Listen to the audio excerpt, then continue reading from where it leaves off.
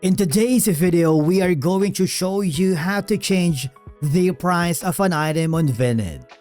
Whether you want to lower the price to attract buyers or adjust it after posting, we've got you covered.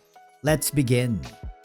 Now, the first thing that you need to do is log in using your credentials, and I want you to hover to your profile icon on the top right corner. Click on it, and I want you to click the profile. Now, select the My Items to see your listings. Under your listings, check the item that you wanted to change the price. For example, I have a specific listing. I want to change the price. Click on it so that you would see the details page. All I have to do is super simple. You see that there is an option here that says Edit Listing. You will be forwarded to the editor and hover down until you see the price right here. So it's priced at $69 for now. I'm gonna change it to 6.9.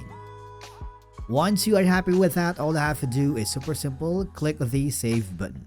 Alright?